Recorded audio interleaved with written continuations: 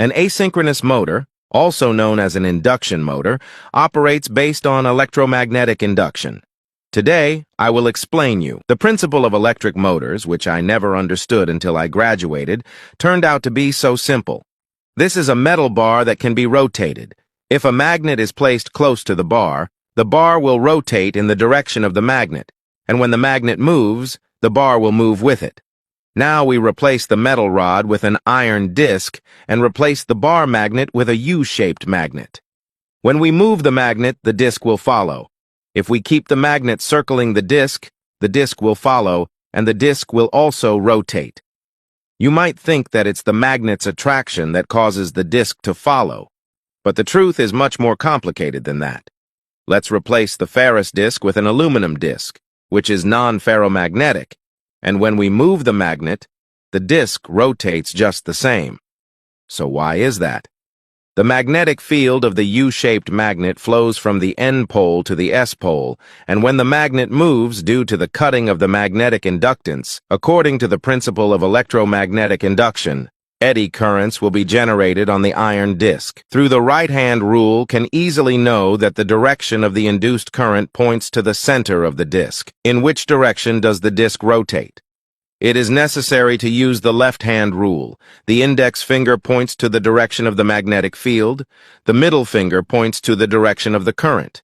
The direction of the thumb will produce a force. It is this force to make the disc rotate.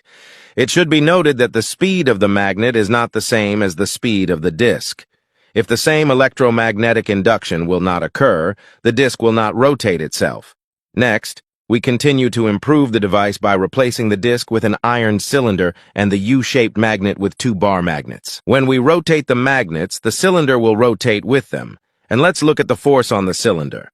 The magnetic field flows from the N pole to the S pole, and since the magnet is moving downward, the relative cylinder is moving upward. By the right-hand rule, it follows that the current flows in this direction. Again, by the left-hand rule, you can tell that the force on the cylinder is facing down. The same principle applies to the other side, yielding that the force is directed upwards, and eventually the cylinder will be able to rotate along with the magnet. So, can you make a cylinder turn without turning the magnet?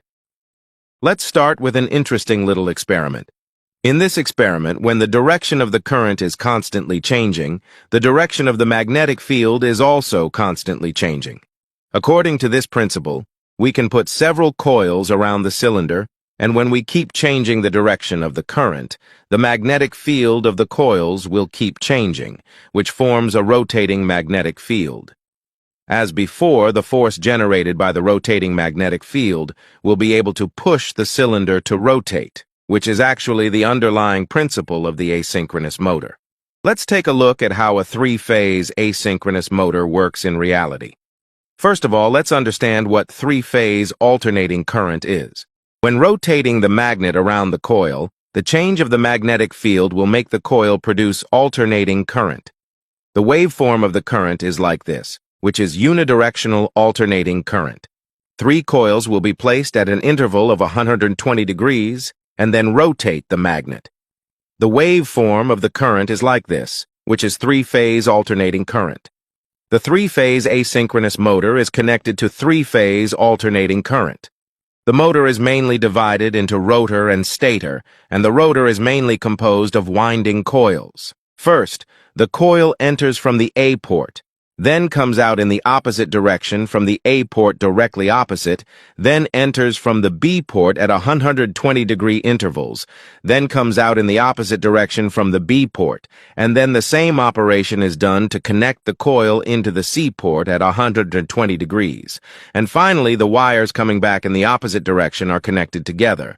The other 3 wires are connected to a 3-way alternating current, and according to Ampere's law, when the current passes through the A coil, it produces a magnetic field, the direction of which is clockwise.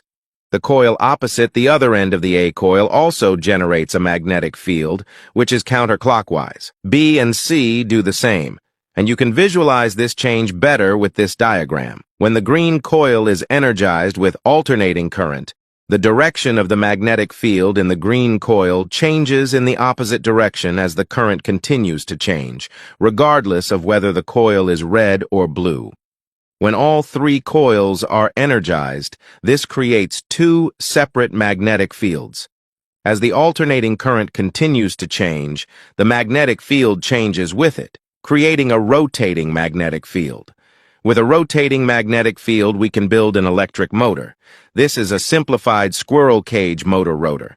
By placing the rotor directly into the stator, the rotor is able to turn quickly under the action of the rotating magnetic field. This is just a simple motor made up of windings. There are more complex windings, but ultimately, they are all designed to create a rotating magnetic field. Asynchronous motors are used in a large number of applications in various industrial and agricultural production due to their simplicity, reliability, and ease of installation. Hope you understand now how asynchronous motor works. Thanks for watching. Like, comment, share, and subscribe.